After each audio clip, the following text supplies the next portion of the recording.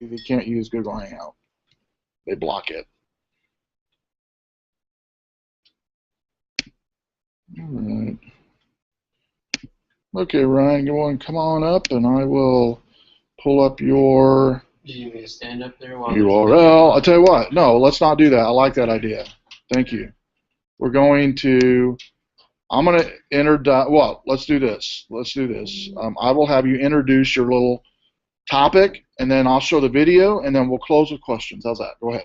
Sure. All right. Well, I'm Ryan, and I'm going to be talking about mobile security, and in fact, my video is going to say the exact same thing. But Thank you, Ryan. no problem.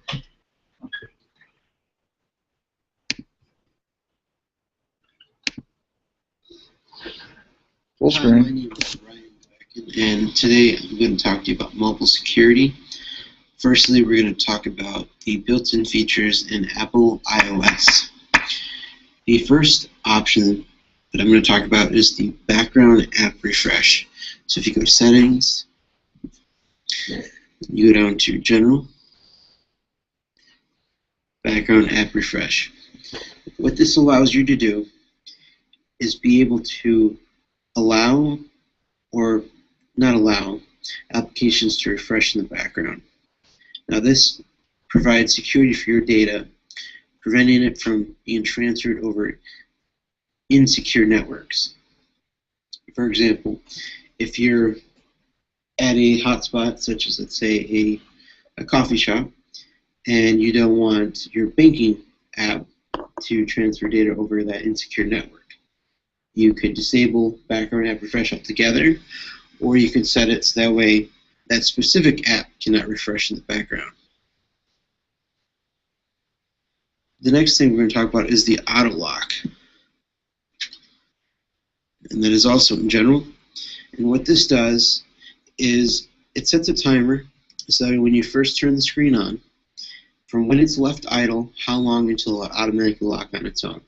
And you have a few options. You have 1 minute, 2 minute, 3 minute, 4 minute, 5 minute, never. Never being the least secure. The shortest times are the most secure. And how this really secures your data and protects you is, let's say you leave your desk or you just forget your phone somewhere. But you have it, let's say, set to never. So what that means is if you don't turn off your screen, the screen will stay on and won't lock. So that way anybody could just come up and pick up your phone and access your data. The next option that we're going to talk about is restrictions. Restrictions is a very powerful tool that's built into the Apple iOS operating system.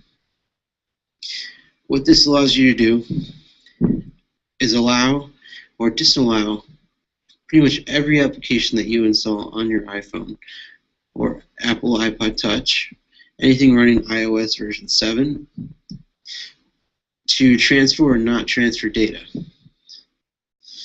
And this protects your data. It doesn't really protect your device from being stolen, but it protects your data. So that way, again, if you're on an insecure network, you can say, I don't want my iTunes Store app to transfer any kind of data, because maybe you're trying to make a purchase, and that purchase would have your credit card information or anything like that. And like I said, it's a very powerful feature. It allows you to also set rating locks, so it's the same thing as parental control for pretty much everything. You can set regional, so you could change this from United States, let's say United Kingdom. You can change for music, for movies, TV shows, apps, even Siri and websites. Then you can set how long until you'll need to require a password again when you're purchasing something. Then even more features. You can allow or disallow applications as well as built-in system features for being able to access your location. You can prevent the contacts, the calendars, reminders, pretty much any kind of built-in app from being able to access your location or be able to use your microphone, anything like that. It also allows you to set limits and settings for your account. and set whether or not that account can have changes made to it. You can set limits for cellular data use. You can set whether or not the limit can be changed. You could even do more options for background app refresh. You could set a limit for the volume. Now that doesn't really do much for security except for maybe protect your ears. The next feature that we're going to discuss is the pass required time.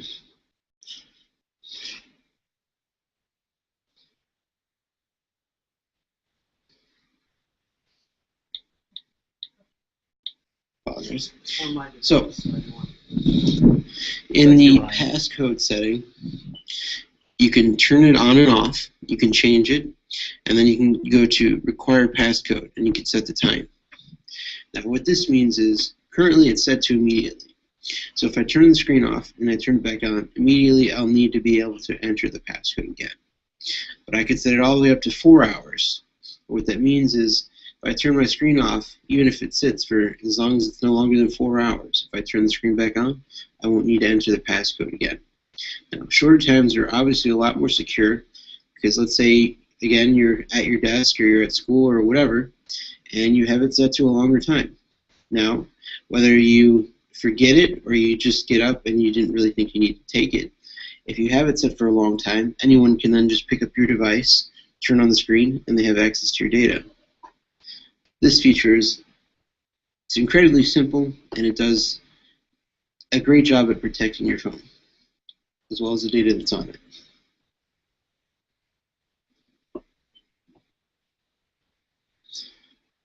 Then there's the option for Simple Pass. What Simple Pass allows you to do is, instead of having a long, complicated passcode, it allows you to do just a simple 4-digit number. Now, that's very convenient, but at the same time, it's not as secure as the option where you can turn that off and make it a lot longer.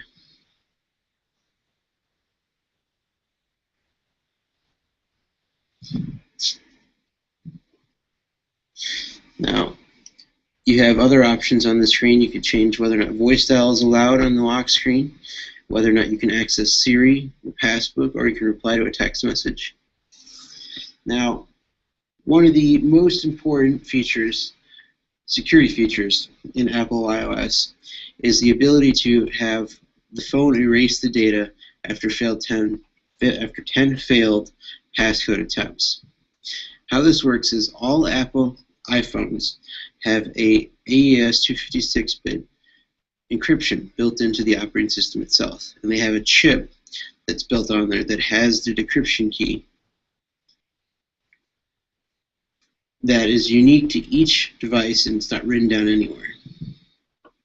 Now, what you can do is, how it works is, if you enable that and someone were to try to log in and they do it 10 times incorrectly, the phone will then delete the encryption key, and then therefore the data that's on there currently is completely irrecoverable. And it's very important that you be able to do this quickly, and that's why it's such a great feature. Because let's say you didn't have that on, and you did have a passcode, but then if somebody were able to bypass your passcode in any way, shape, or form, your data's it may be encrypted, but the encryption key is still there, so it's recoverable still. Doing that, deleting the encryption key, protects your data. Now, having the ability to do that is useful, but the only way it really works is if it's fast. And that's the reason why they have the chip that's built onto the motherboard of the device.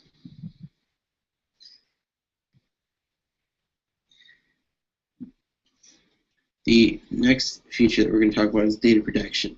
And what that is basically the iCloud option, where you can have all your data, your contacts, your pictures and photos, anything like that, backed up to the iCloud. So that way, in case there's an attempt to access your device and the passcode is entered 10 times incorrectly and you lose your data, or even if, let's say, you have children and you let your children use your device and they enter the code wrong, then you lose your data. It's very important that you have data protection enabled, so that in case any kind of incident that happens, all your data is safe and secure.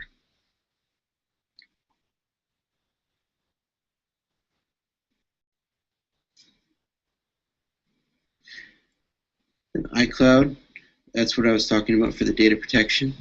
Now in privacy, you have what's called location services. And this is another area where you can set what applications can use your GPS. What it says is location services uses GPS along with crowdsourced Wi-Fi hotspot and cell tower locations to determine your approximate location.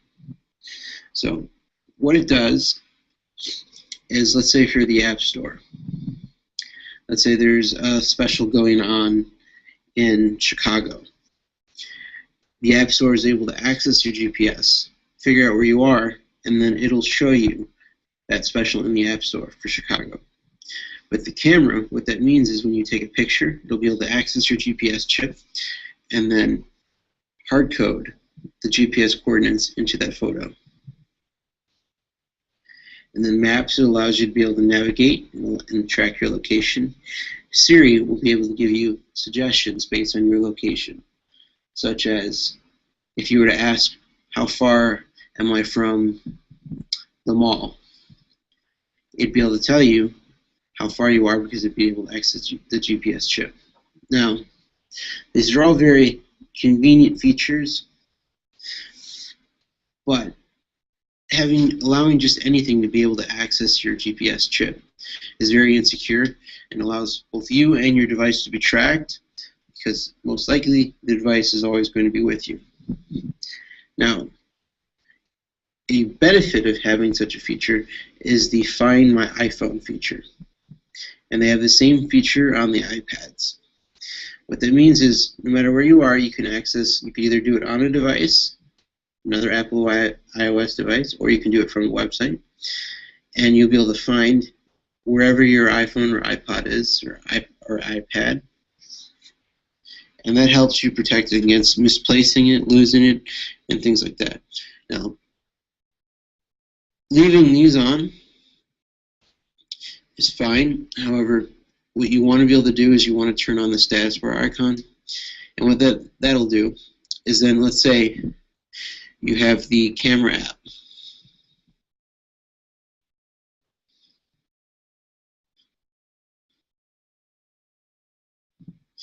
Now, if I were to take a picture up in the top corner here, it would show the GPS location chip, or excuse me, the GPS icon to let you know that it's accessing the GPS chip. So that helps you know when your device is using the GPS and what apps can be tracking it, basically.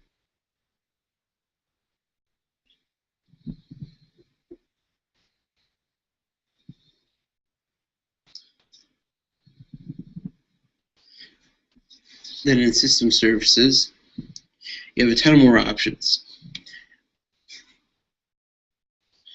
Whether or not cell networks can use your location, whether or not the compass calibration can use it, diagnostics and usage, such as how you,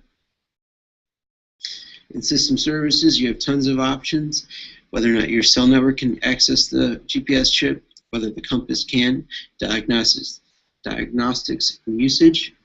And what that basically means is if you run into any crashes or just how you use your device in general, whenever it sends reports to Apple, whether or not it includes your location, location-based iAds uses your location in order to display ads that are relevant to where you are. Popular near me, it's an option to display ads or upcoming events based on where you are, automatically setting your time zone. A lot of these are very convenient features, but they all use your location.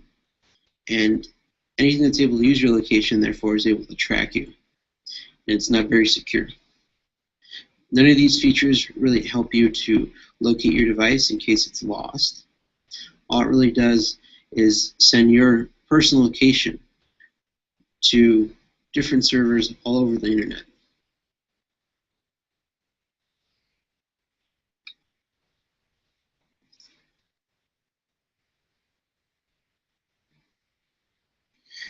Now, the next thing I was going to talk to you about is the different security applications. One of them being Avira. Now, there are bugs in any kind of device. And just like I showed you, there's a lot of ways that your information can be leaked out, whether it's intentional or not. And security applications like Avira,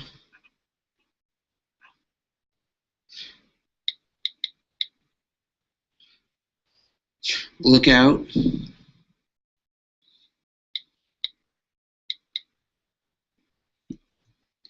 Norton,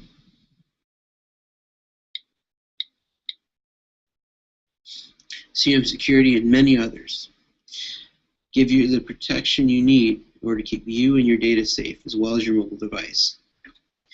Some features that are most common with antivirus or security software: being able to limit what applications can access data in general, scan and tell you what information each application is able to look at.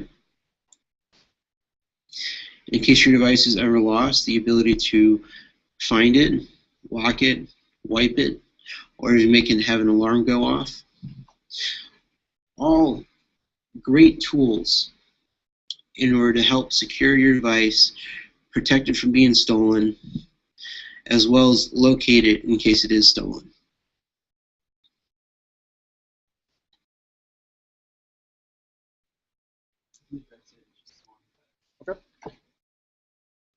All right, sir.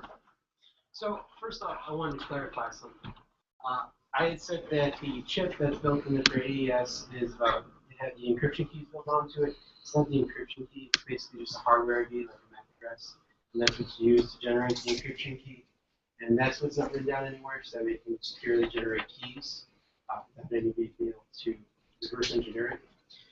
Also, I wanted to thank you for going through that. It's very boring. I know there's a lot of stuff in there very simple. A lot of it's very self-explanatory. But thank you again. Do you have any questions? I have a question for you, Bob, for Professor Conco. You know how you can erase the data after 10 unsuccessful passwords? Well, my friend or me has a Mac at home, right? Mm-hmm. Now, I have a keychain on that has all my passwords for everything, right, on the keychain. Now, is there a way I can do something with my Mac? Because if somebody figures out that my Mac password, they got access to all my bank accounts, everything. So, do you see what I'm saying? My login password, right? Right. If somebody gets that somehow, then from my keychain, they've got access to The everything. keychain, well, the keychain has to be accessed to all individually from the Mac itself. Right. And Ryan mentioned in the presentation how this key, the security key, is resident to that device itself. It's not shared anywhere. No, I'm not talking about the iPhone. I'm talking about Right, my yeah, Mac. you're talking talking about like a computer. So Your Mac is the same way, though. It's the It same stores it only on the Mac. It's encrypted. Okay? Yeah, it And is then encrypted. The best practice when you're doing a keychain, you have to create a password first for that keychain, then you enter all the other stuff. So obviously you want to use a different password for the keychain than you do for your actual Mac. And that's just kind of general practice. Okay. Yeah. So if they did That's a get good access point. to your Mac, they still don't actually have access to your passwords and usernames Yep. because you have a different password. And that itself is also encrypted. Thanks.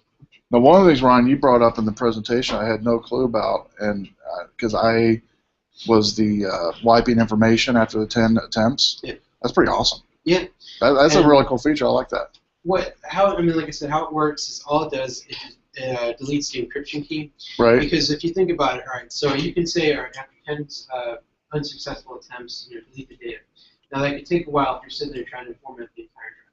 Yes, I know it's most likely SSD, and it'll be pretty fast. At the same time, it's slow enough that somebody could intercept that and get the data.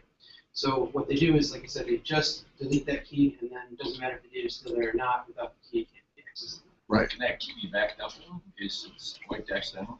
No, that's the problem. That's why you want to have the data protection, Yeah. data protection enabled. That's like So everything's Yeah, the iCloud definitely so want to when you have. log in, if you keep the device again, you log in, you just be able to back it all back. That was a great presentation. Really good. Excellent. Let's give him a hand. Good job. Thank you. Okay, let's come on up and get pizza before I get the next presenter here. He's going to be using Skype. So look, the plates are behind Jack there on the table. And I got a cheeseburger and a cheese pizza. Cheeseburger and cheese. The cheeseburger one's actually pretty awesome because they told me the last time I ordered it, students told me to order it again. So, I guess it's pretty good.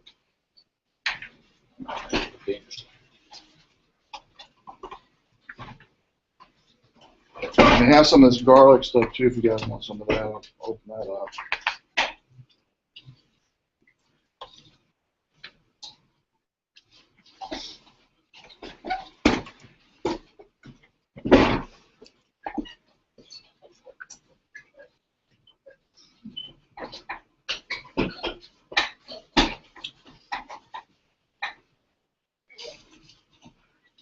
And there is chips you guys brought. You can grab some of that and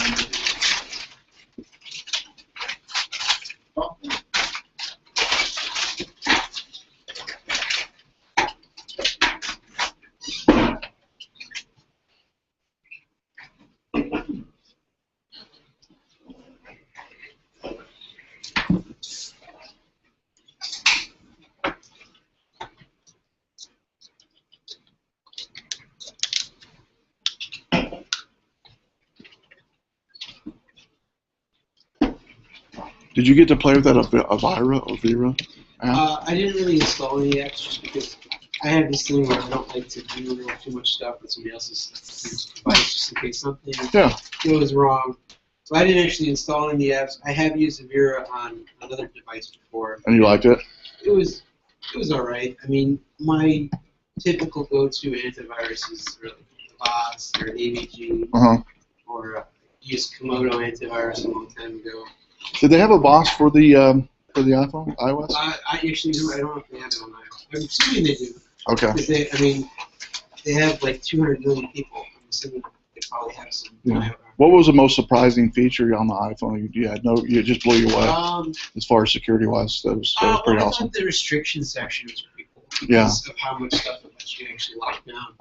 You know, you could set restrictions pretty much for every single app that you have on there.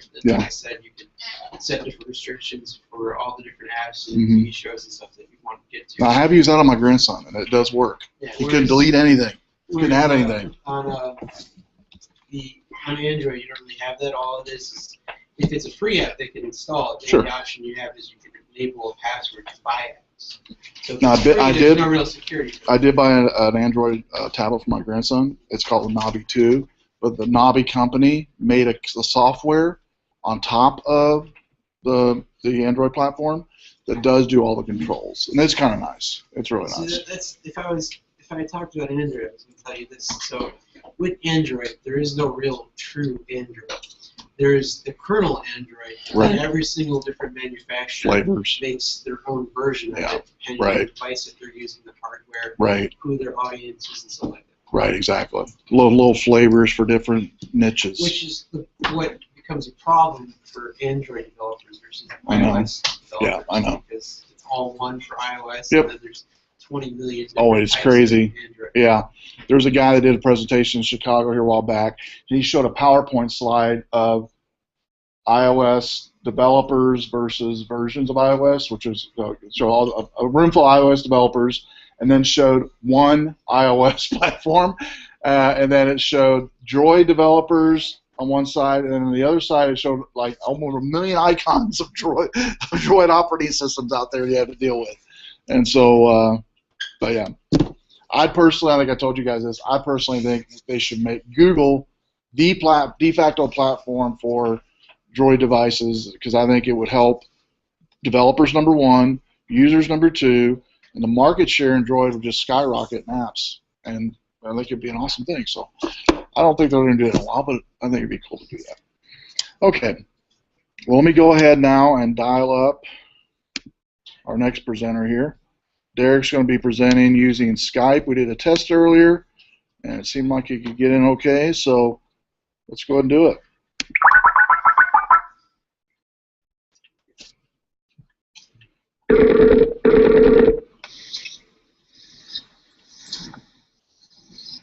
Hey, Derek. Hey, Professor. We're all here, all ready. We got pizza on our plates, and let's see, some of them brought beer tonight. No, just kidding. No beer was brought. This is being broadcast. No beer is in the room. But y'all ready, you think? I think I am ready. Okay. Well, I'm going to go ahead and turn it over to you, and it's all yours. All right, sounds good. All right, hello everyone. My name is Derek Mesh, and my presentation is on smartphone security. I just got a quick video I'm going to show you here. I'm going to go ahead and switch it over.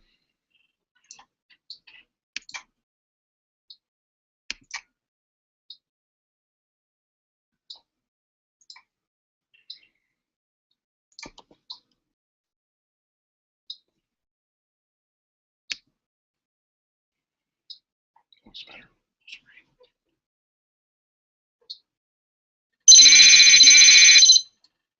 I heard it.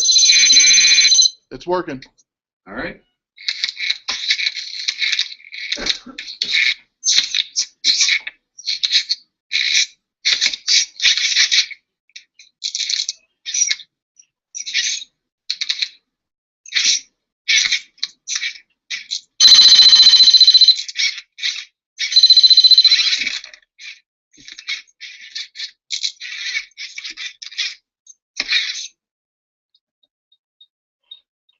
Really?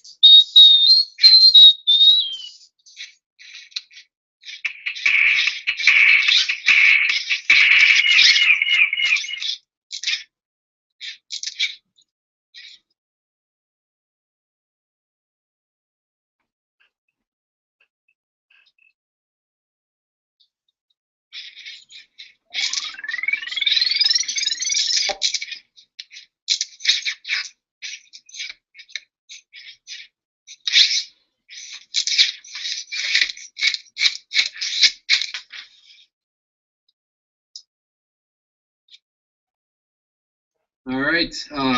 Like I said before, my name is Derek Mesh, and mine is going to be on smartphone security. Basically, don't let that happen to your cell phone. Don't let some robot or anything else take over it. Can you guys hear me right now?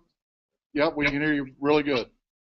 All right. Well, what we're going to talk about is this smartphone, what it is, some mobile threats, what they are, and some risks that are involved, and talk about a little bit of best practices that we can prevent from having our smartphones being overran, a little bit about data protection, and we'll discuss a little bit of security features within some of those apps that are out there, and then also some of those type of security apps that are most effective. The smartphone is much like your iPhone or your Samsung Galaxy or any of those other ones that are out there. It's a small network computer, pretty much. They're able to store thousands of documents in their memory, so there's a lot of data. And if stolen, an unsecured smartphone basically provides anyone access to your information, your personal information, any of those email correspondences, address books, and unsecured documents. So anything that you store on your phone and you don't protect it, anybody can access and get control over that. Losing a smartphone is pretty much the same thing as losing a laptop. Losing a laptop, it's a big security problem. Some of the threats that are involved with smartphones are similar to anything with a computer, down to hacking, malware, phishing, rootkits, spam, spyware, trojans, and viruses. Some of those risks that are involved with smartphones is passwords.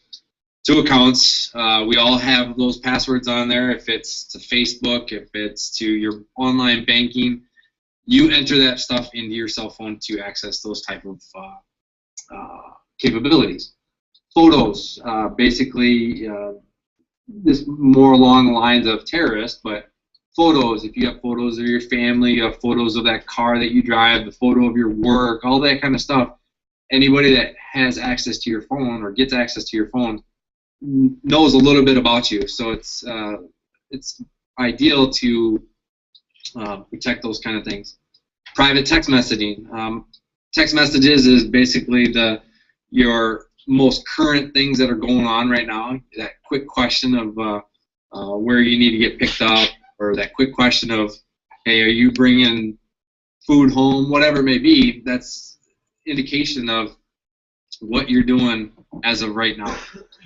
Friends and family, it's easy enough to find out who your friends are, your family, because of all the contacts that are in your contact list, by name, by number. Anybody can get access to that through your phone. Email, similar to text messaging. Email is the same thing. It gives anybody that opportunity to find out a little bit more about you. Browsing habits, down to the fact of what you buy, what you search for on the internet, to places you eat, places you visit. Maybe you're going up on a vacation. Yeah, finally earn some money and some vacation time. You're searching, finding out where that location is. So it gives people that opportunity to let them know that, hey, you're not going to be home, or which then goes into home security and everything else. But locations, it talks about locations of where phones tell you exactly where you're at any given point.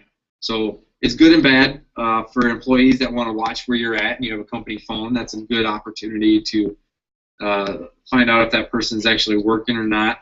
But then it also gives others that capability of tracking you down and hunting you.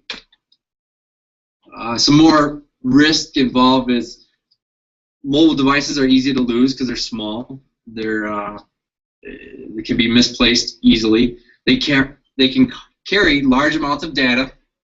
Like I said, it's a small network computer where it has the capability of all that information. Most of the time it's unprotected, being that it's not encrypted or it's not passcode protected.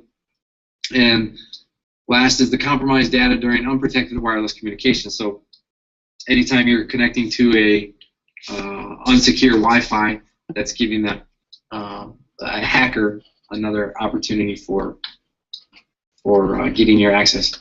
Here are a few best practices to keep in mind when owning a smartphone. Is keep it in sight, within reach, or on the person. If it's a clip or whatever else. But anybody, we've all probably done it, we've all seen it, that one person that gets a phone that's unsecure and they go start messing with somebody's Facebook account and saying all kinds of things to other people that are in their contacts list.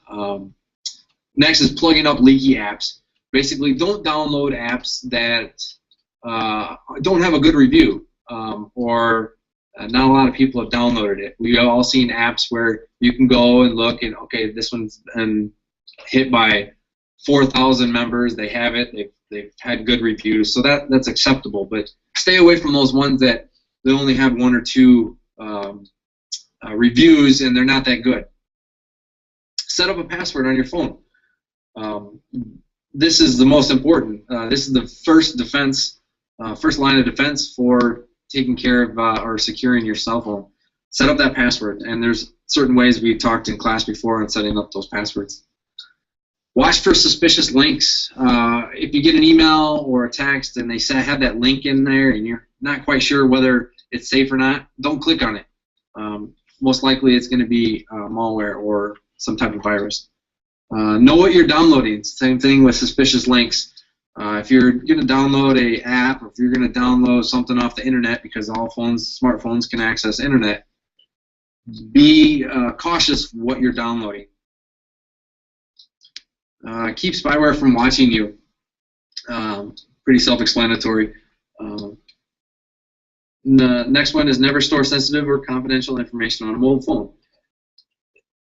What I've come across, everybody says that, but most likely all of us that are here in class have sensitive items on your cell phone. It's one of those things I don't know if you can really get away from doing, because it is your mobile wallet pretty much that has all your personal information on it. So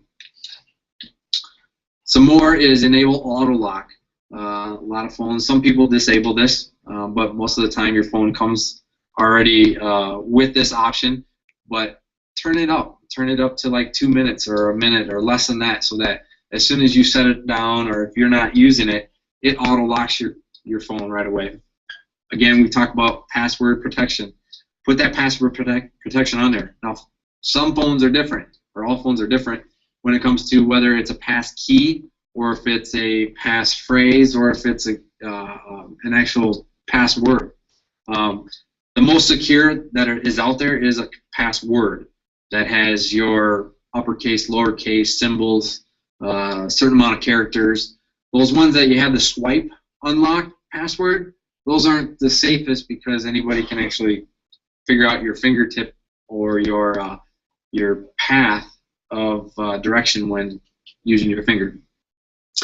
Next, keep all system application patches up to date. If you have apps downloaded on your phone, make sure that you do the update on them. Keep them up current, so that they're you stay with any kind of patches that application comes up with.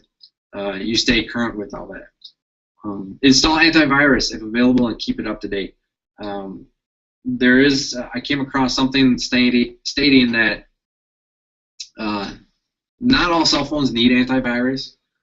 Apple and Android, they are different, but it's good to have antivirus on there. There are programs out there that have good software. The next one for good practice or best practice would be enable that remote wipe. iPhone comes with this automatically, but in Android, you'll have to download an app for this. But it's pretty much a application to where if your phone does get compromised or stolen and you don't know where it is or replacing it, you can remotely log into it wherever it may be and wipe all that data from it, so that whoever has that phone can't access it. Rules of thumb on wireless is to don't trust wirelesses that are unsecure. Be cautious if you have to use it. I mean, we all do. Just be cautious when using it. Disable the features that you don't use as much, that Bluetooth, infrared, Wi-Fi. Not just for the simple fact that it drains your battery, but those are other opportunities for somebody to hack in through the Bluetooth option on your phone. Again, void unknown Wi-Fi networks. Data protection. Data protection is your sensitive personal information. It includes your credit card, your financial salary data, driver's license number, birth date. We all have this on our phone. If you're setting up a contact, you have those birthdays in there, if you use them. Not everybody uses them, but credit cards, all that information is part of your personal information, your sensitive personal information. Okay, some of the security app features that I found through Lookout is some of them are advanced security, basically provides that viruses or keeps your phone safe from viruses, malware, and spyware when downloading apps. Safe browsing, basically another feature that safely ensures that every site you visit is and every link you click on from emails, texts, or Facebook are safe. Safe dialing, if you get that link through a text or if you get it through an email or on the internet, it has another feature where it'll scan it, making sure that that phone call is, or that call link is a safe dialing call link. Privacy protection, or privacy protected. It protects all your information that is on your phone. Find a phone, or Find My Phone. That's part of that Wipe the Clean option, where you can remotely access your cell phone through a PC, and it'll sound off with a loud sound to locate your phone. Or it can actually, if an intruder has it, or if a hacker has it, or somebody stole it, it'll alert them, and hopefully they'll drop it and run or whatever. Protect your device from prying eyes. This is a camera where it'll take a picture of you. If somebody's trying to access your password, it'll take pictures of that person that's trying to use that incorrect password. And sometimes it's like 5 times or more. Lock it down option is a device in the wrong place at the wrong time. Remotely lock it to a block access to your personal data and post a custom message to get it back. And then wipe it clean is what I've said before, is that you have that option to where you can remotely wipe your device clean if you don't have it or you lost it. These are a few security apps that I came across. There is a test which is called an AV test. They take all these security programs, or these companies with the mobile security apps, and they test them for protection and usability. And starting on the top left all the way to the bottom right hand, the trust goes. Those are all the ones that are a 6 out of 6. You notice that they don't have like Lookout on there, and there's a couple other ones. They are still good apps. They just don't rate according to the AV test. And most importantly, bottom line is just protect yourself from any kind of hackers out there. Okay, I'll open it up to any questions. You guys have a question for Derek? Anybody? Hey, they're being easy on you here. No questions for Derek. I had one question. I have to have one question. Yep. As far as the #1 security rule that you would tell people that they need to do with their phone, what would that be? The #1 they need to, the easiest, maybe the #1 thing they need to really do on their phone to keep it secure. The easiest, setting up a passcode. Okay. Don't use the standard typical password or the pass setting on the phone. Actually or you can actually encrypt your phone. That's one thing I probably brushed over a little bit. But the very first thing you should do is encrypt your phone. The first day you get it, there's options through each phone to encrypt everything that's on your phone. Kind of slows it down when you turn it on and off, but then you know that everything is safe. Okay. Yep. All right. Well, anybody else? No? Well, hey, good presentation. Let's give them a hand. Good job. I'll turn on the camera so I can wave at you. See you later. All right, good job. All right, thank you. All right, we'll talk to you later. All right, thanks, Professor. Okay, we've got some pizza up here. Need to devour the 3 slices that are left. And then Friday, I will have everyone's grades emailed to you. Great presentations tonight from both of you guys. Good job. And look forward to seeing you guys in future classes. I know I see some of your names on the rosters already for fall and summer. So that's it. We are done. So come and grab your pizza and grab your, if you brought chips, definitely bring them with you. What you need? Garbage is right outside the door to the right. Professor, I don't need my stuff here because I'm back here at 7:30. Oh, yeah, you're fine. No, you're good.